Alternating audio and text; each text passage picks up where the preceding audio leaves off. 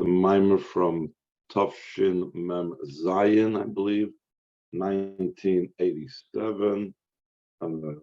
Shabbos Mevorchim, Shabbos Matas Masay Mevorchim Kodesh Nachem Av. When just like this year is the Kviyas to bench the month on Parshas Matas Masay, and it will speak about the war against Midian. Now, there's a classic mimer of the Rebbe Rashab, which the Rebbe would mention over here, based on a mimer of the Alter Rebbe and Kudei Torah. It's known as a Cholzu Ranat. It was a mimer that the Rebbe Rashab said in 1898. First he said it in Simchas Torah in 1898, then he said it in Shabbos Parshas Noach in 1898, and it was a very powerful mimer on the topic of Avos Yisrael, because as we will see in this mimer, Midian represents the opposite of Avos Yisrael. And there was a special thing that it had to be Moshe Rabbeinu specifically, and it says that only after Moshe Rabbeinu would fight the war with Midian, only afterwards it says that Hashem would gather him to his people. In other words, that Moshe Rabbeinu will be able to pass away. So in other words, here we see how crucial and vital it was that Moshe Rabbeinu would be the one that would do the war against Midian. And here in this mimer as well, in the mimer of the Rebbe Rashab, it emphasizes this idea about why Moshe Rabbeinu was crucial for this war more than any other war that we're saying once he did it, then he could pass away. Let's see it inside the mind. Make that should become drafted from you men for the army. The you al Midian, they shall be upon Midian. Losses nikmas Hashem Midian, to place the vengeance of Hashem against Midian. As we know what happened in the end of Parshas Balak, the beginning of Parshas Pinchas, but mainly at the end of Parshas Balak, how the Midianites were, first of all, they wanted to curse the Jewish people, and when that didn't work, so they tried to find other ways to get the Yidden to sin. So the Eibishter wanted to take vengeance against Midian for all that they did against his children. And what is the way to put together the army? Elef lamata, elef lamata. The simple thing is 1,000 for each, 1,000 men from each tribe. Will also bring down that there's another opinion, 2,000 men for each tribe. Saying what's known the Maimer, look at the Torah in our parsha, which the Rebbe always says, Achsidische parsha, which is the Chsidische parsha of the week. And following the Maimer of the Alter Rebbe and the Torah, Ad Ledrush, Hayedua Bekunse Chaltzu Lekvektujas Admur Mashavnish Hussein, until the very well-known Maimer in the pamphlet, in the booklet, Achaltzoo of the Rebbe Rashab. This mimer was like so important that it was published independently of the Mamorim of that year. Before any Mamorim of the year of Tafresh Nuntes, 1898, 1899, were printed, this mimer was printed separately and was distinct from all the Mamorim of that year. So he says, it has a connection with this time in general. As I mentioned before, it has to do with Avos Yisrael. The topic of that mimer has to do with loving another Jew. So as we know, the time of the 3 weeks is a time when we need to improve in Avos Yisrael to bring about the rebuilding of the Beis HaMikdash to counter what caused the destruction of the Beis HaMikdash. In addition to the fact that the pasuk in Parsha Shavua, Echoltum Itcham is also a pasuk in our parsha. Medai Bezasham, the Maimer the Alter Rebbe, he asks the Tzarech Lahavin the Havel Leila Meimer Yecholtzu Me Itchem. It should have said instead of Hechalzu with a Hey, it should have said Yechalzu. They should, or you should draft from amongst you. The Hechalzu mashma kulchem. When it says it with a letter Hey, that means all of you. Since it says from you, so it means not everybody is being drafted. The Hainu Miktsasam.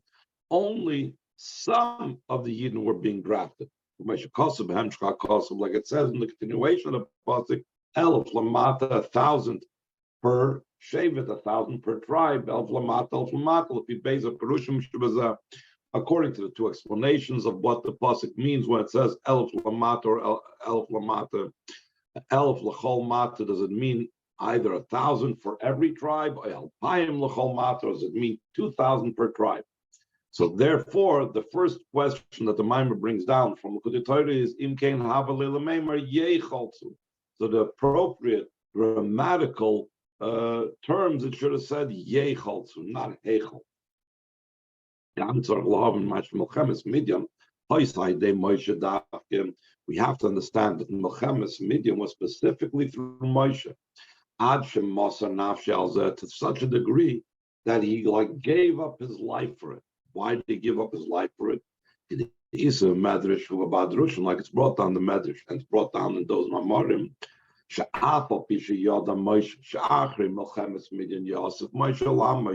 Rabbeinu knew that once the war was over, like Hashem told him, once the war would be over, so then he would be gathered to his people. He would, in other words, he would pass away. So you would think, okay, they can put it off and say, I'll do this later, I'll do this on a different occasion. Why should I go to war now and then after the war I'll pass away? Still in all, even though Moshe knew that after this he would pass away, he did not delay. His daughters, he had alacrity, and he speedily entered into this war, even though he knew that afterwards, and this would bring about this like the final job that he had to do before he passed away. And this itself, the Mamorim speak about, if this was the final job that he had to do before he passed away, so this indicates that this has something special to do with Moshe. It's explained in the Mamorim, the Teichen in Milchemes Midian, the content of the idea of the war of Midian is to subjugate the Klippa of Midian. What is the Klippa of Midian? What does Midian stand for in the idea of Klippas? The Midian in Yonehu Modain Umeriva. Midian, Chassidus explains, is associated with the Hebrew word argumentative and arguments and debates and so on. In other words, Midian is the opposite of peace. That's what the clip of Midian represents. Milchemes Midian in Yonahu. What is the idea of going to war against Midian? Atikun al inyan amodin v'amariva is repairing the idea of arguments and disputes and so on, which is the Hainu Shalom v'Achdus, in a way of peace and unity. And that's not enough. In peace and unity, there is a higher level of peace of unity. To such a degree that the sublimation of it, how are we subjugating the Klippas Midian? It's in such a way of transforming it, the darkness to light. Where do we see that the Klippas Midian was not just a war to defeat Midian, but it was also transformative, that we took the darkness of Midian and we added it to Kedusha. The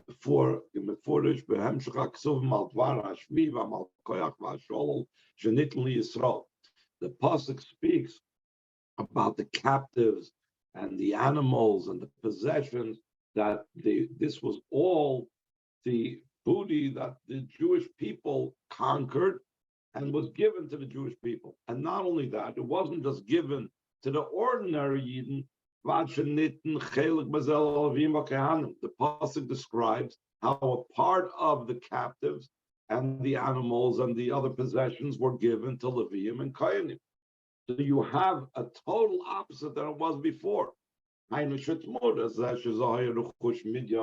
Instead of the fact that was previously the wealth and possessions of Midian. That means it was connected with the clip of Midian. Instead, instead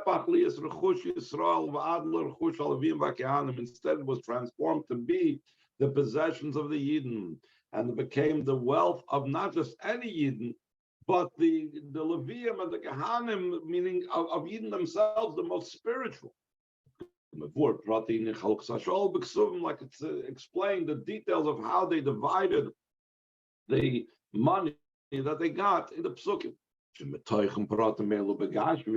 in Yonim Beruchni is from the content of these details in the physical, especially from the fact that the Torah makes a big point of enumerating and speaking about it and saying how it was divided and so on. It's understood what these were spiritually. So it goes the opposite way. Because they started off that way spiritually, the Teichen and Yonim Beruchni is because of the content of this matter in the spiritual. As it came down by chain descent, the physical things down here below. As we know, everything in Torah has its spiritual counterpart. And the reason why it was here down here below in the physical world, in the physical Torah, was because in the spiritual realms this took place. So there's the spiritual idea of conquering Midian, overcoming the clip of Midian, and not just overcoming it, but transforming it to holiness.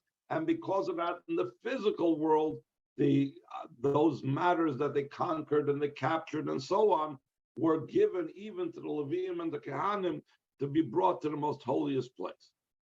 The Klolos in that the Bitl of Afichas Klippus Midian, Nasai de Torah in Yanahu in Yinashol. This general idea of nullifying and transforming the clip of Midian, what is the tool? What is the means through which we accomplish this? This is through Torah, because we know Torah's point. Torah was only given to bring peace into the world. So that's the whole point of Torah. So Torah is the polar opposite of Midian. So by the power of Torah, one can take Klippus Midian and transform it and add from it to Kedusha. And to such a degree do we see that Torah is the idea of peace, that sometimes we have something in the Torah that's called a war, but it's not a negative aspect of war. It's called Milchamta Shel Torah, the battle of Torah. That's like when we have the battle of different opinions, but it's actually a matter of peace. Even in the war of Torah, in the battle of Torah, Ari Amrazal the Chazal said, eventually those protagonists, those people that battle each other in Torah, they become friends with each other. In other words, their battles in Torah do not mean that, heaven forbid, it pours over into our private individual relationships. They just the opposite. The fact that we battle together in Torah brought about a closeness between the disputants. The Chazal derive it from the words as voiv besufa, that at the end they come to the level of ahava, voiv from the word ava, that even though they seem to be battling each other, in the end they're friends with each other. When is that so? So we need to make sure that our Torah study is in the appropriate way, that it will result in a friendship at the end instead of chas v'shalom, the opposite. The Rebbe says, what type of Torah study in short? That it should be in a way of friendship. That's only when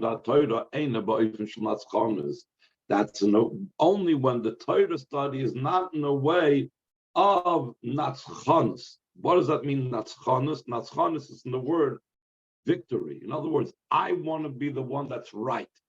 The kol kavanasi shuhu yinatzeach, his entire intention is that he should be the one that's right and victorious, v'daite tiskabel, and his opinion should be accepted. In other words, if his purpose in Torah study is to be the one that's always right, that's his purpose, So then, obviously, one will not reach a state that after a dispute, they will be friends, because his purpose is not in friendship, his purpose is not for truth, his purpose is his own ego.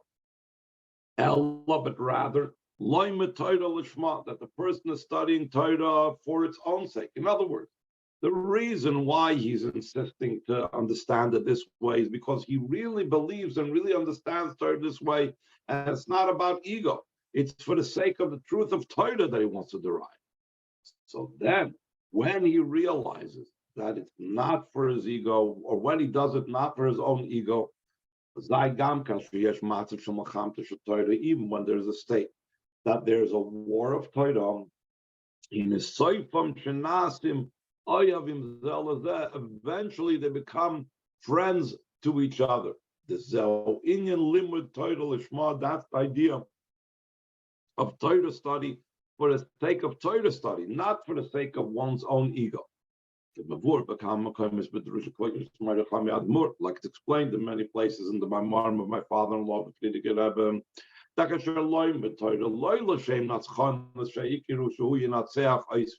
when a person is studying Torah, not for the sake of Natschonis, that the main thing is that he should be right, but rather he's studying Torah for his own, for its own sake, l'shem Torah, for the sake of Torah,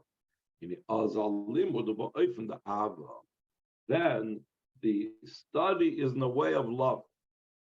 Pashtas Indian, like simply put, the Gamma Chiluke Torah, even the different opinions that there are in Torah.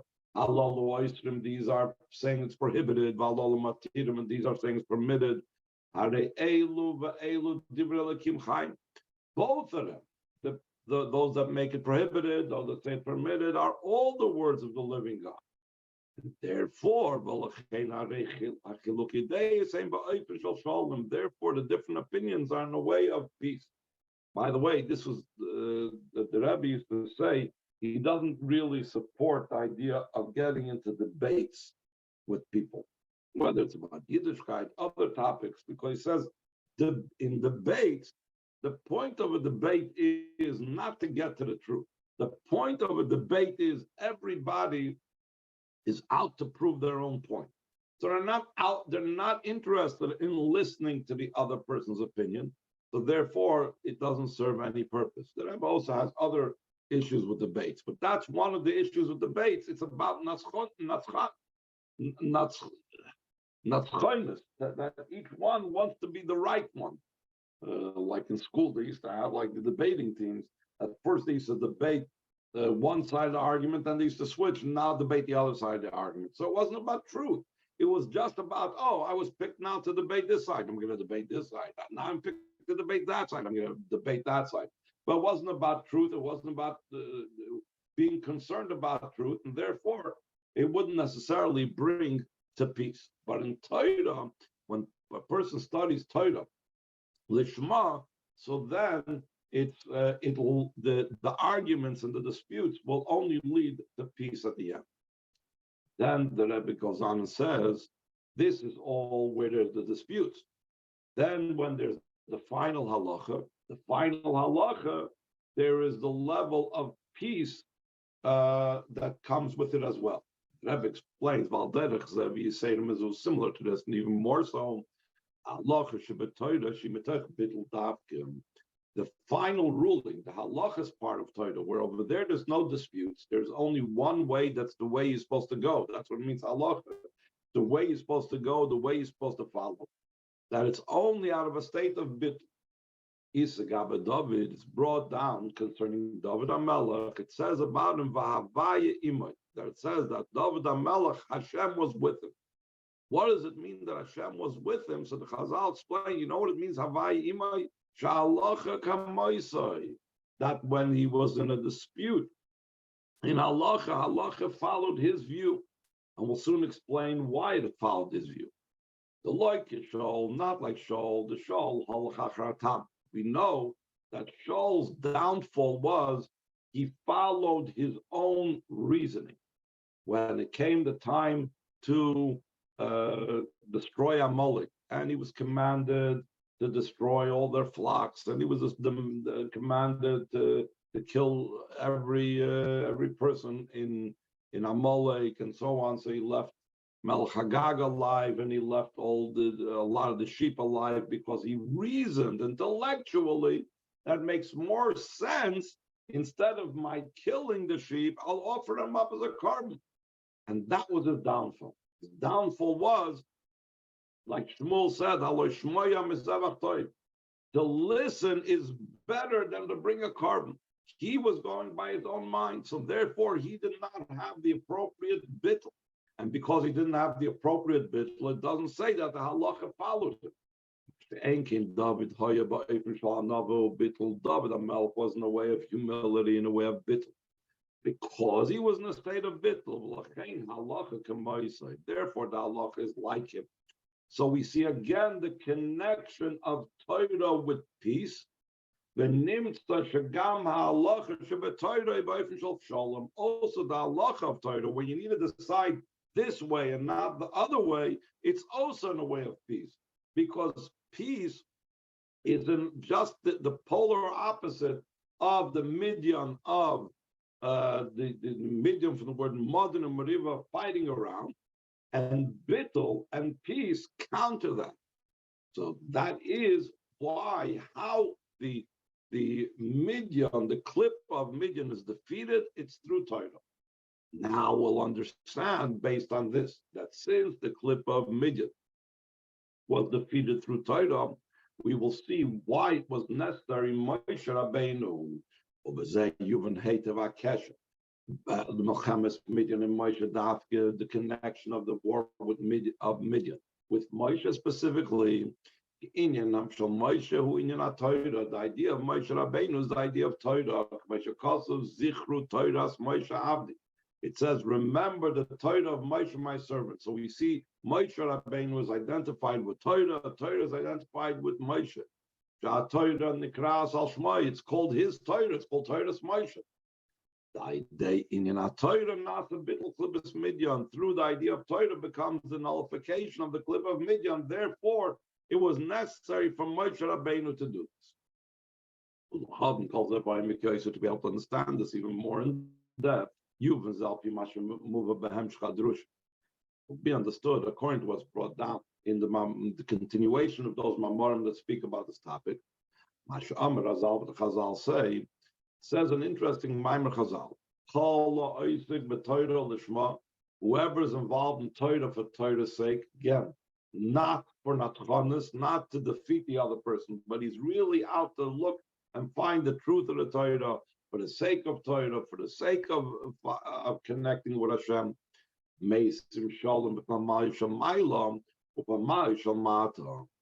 makes peace both in the heavenly court and the court down here below. And we're going to explain different meanings over here in the term the heavenly court and the court down here below. First, the simple meaning. The simple meaning of the heavenly court and the court down here below is the heavenly court is referring to the upper world. And the lower court is, or retinue is called, is referring to this low world down here. He makes peace in both of them. He brings, it says, we have this in davening that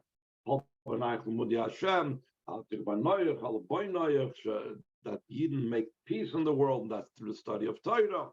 So we make peace in every single level. For Badrushim and the Ramarim explain, it doesn't just mean the physical world versus the spiritual world, but in every single world there is the top and the bottom, and in both of them we make peace. So too, it's specifically and in detail in the whole chain order of descent. In every level, there's the upper court and the lower court. And in both of them, he makes peace through studying Torah for Torah's sake. And the Rebbe goes on to say practically what this means by a person down here, but even more specifically, There is this idea individually by every single person in the person's own service. That there's the person's own heavenly court and court of down here below. And he makes peace in both of them. It's explained in those Mamorim. What is the heavenly court by a person, and what's the court below by a person? That's his intellect and his emotions. The intellect is the higher level, the upper level, and the lower level is the emotions. Shalom Shoyse B'Neim, who the peace that he makes between them is that the emotions should be led by the intellect. That the intellect, the brain, should overpower the heart. What does that mean? It's possible that the brain and the heart should go their own separate ways. We need to ensure that the brain overcomes the heart. The Rebbe says an interesting thing. This is, we could give an example of this from the well-known story that more that the previous Rebbe related about. There were the Talmidim of the Mezritcher Magid in the times of the Mezritcher Magid in the year Taf Kuf Lamed 1770, while the Mezritcher Magid was still alive. There were certain Chassidim of the Mezritcher Magid, certain Talmidim of Mezritcher Magid, that felt that for the sake of bittul and for the sake of not giving any room for the world, they used to do crazy things. They used to dance in the street, and they used to make somersaults in the street, all to be mevatel themselves, all to show that the world doesn't matter, and so on and so forth. But the Mezritcher Magid was not really happy with that, and some of the students were even encouraged to go to Eretz Yisrael to stay away from where he was. And it says, and the way they expressed it in Yiddish, al derech hapiskum, their talak is anatol. Talak is Tov Lamed, the year 1770. Anatol meaning it's not the way things should be done.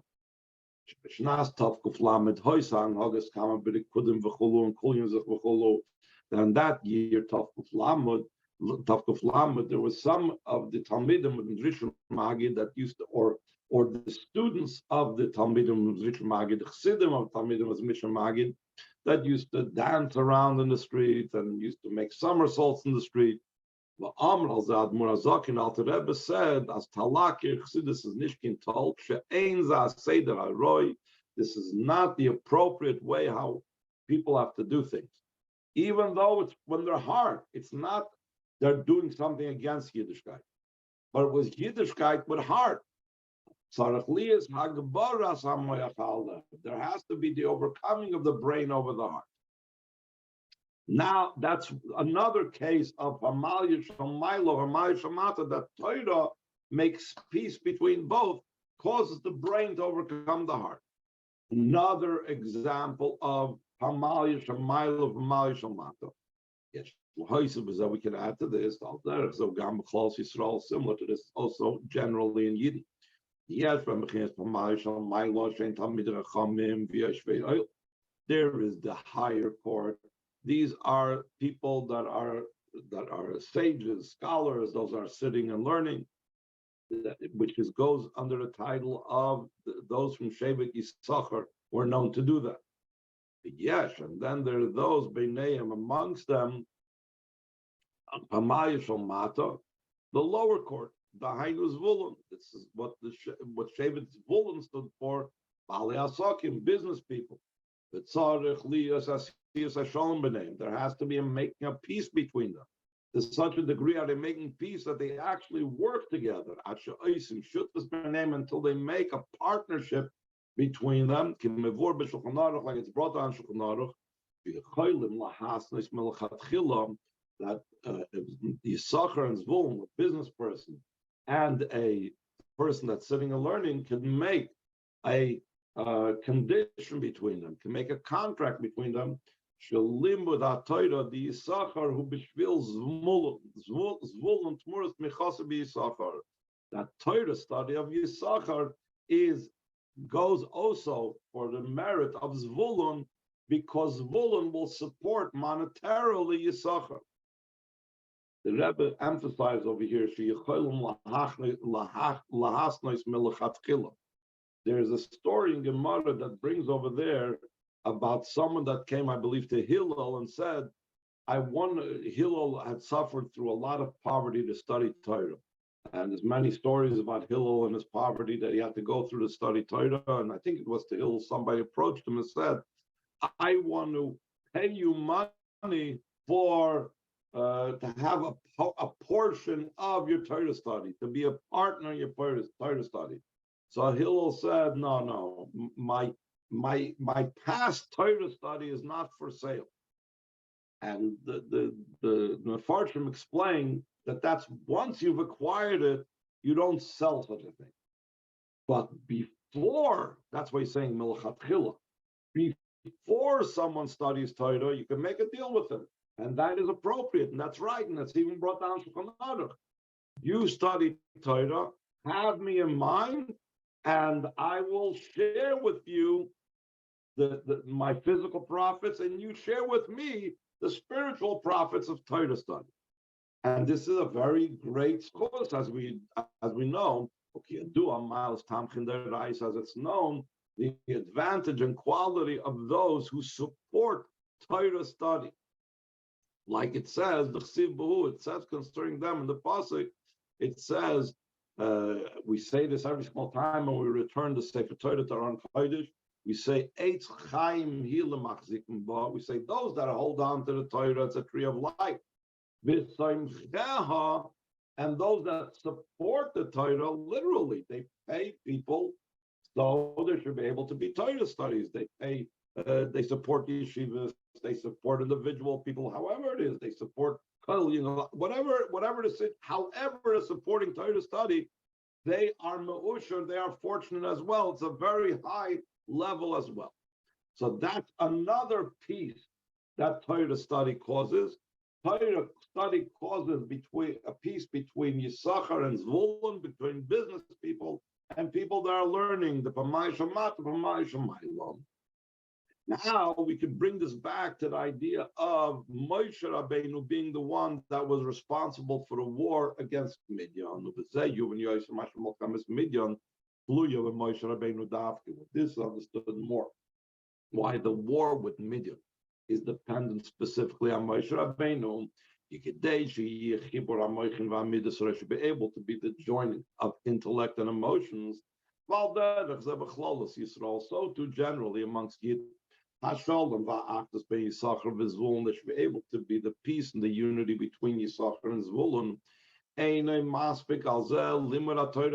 It's insufficient, just ordinary Torah study. It's insufficient to just ask the kohen that will be in those days, like it says over there in the pasuk, or hashayfet should be a melech, should ask the judge that's in your time, like it says over there on that pasuk, that the kohen doesn't mean necessarily someone from Shevet Levi, but whoever is the leader, the judge.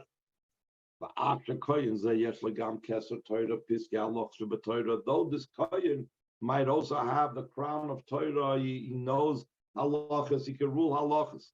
But rather, one needs to ask to be able to join the intellect with the emotions. One needs to inquire from the eyes of the congregation. Rashi, Alpi Yisrael, the head of the thousands of Yidden, Kimavur Betanya Perik Beis, like explained in Tanya, the second chapter.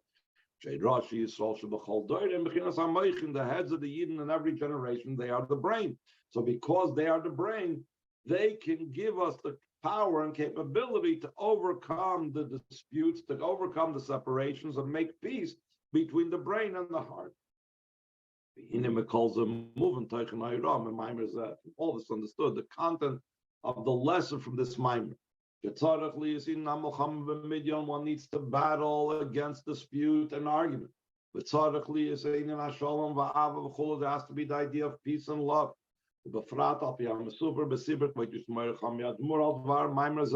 Especially according to what's related by the story of my father-in-law, the Frierdiker Rebbe, about this Maimer.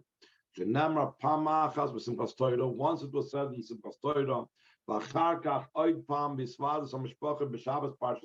it was repeated again in a family gathering on Parshas Noach. Usually the Rebbe Rashab said Mamorim on Shabbosim and Yom Tovim, not by family gathering. This was something unique that the same Maimer that he said in public on Simchas Torah, he said it privately amongst the family. That these details are also a lesson that one needs to bring it out even into one's environment, not just Shabbos and Yom Tov, but also in their own private environment. And all of this is a lesson for every single man and woman. Also, women are obligated in the idea of peace and love. Because peace and love is a mitzvah that's not time bound. Should be the will of Hashem.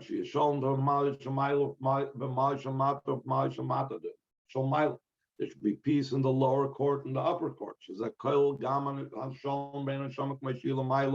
This includes also the peace between the neshama, the way it's above, which we know the neshama shenasata b'tohiri, like we say every morning in Birchas Shachar. The neshama that you placed in me is pure, and to make peace with the neshama, with the neshama the way it descended below, but also it's hard to nafach, be like you said, you created her, you formed her, you blew her into me. Until the ultimate peace that's going to be in the future. Then we will perform before you like the mitzvahs of your will. Very soon, and with joy and with goodness and gladness of heart.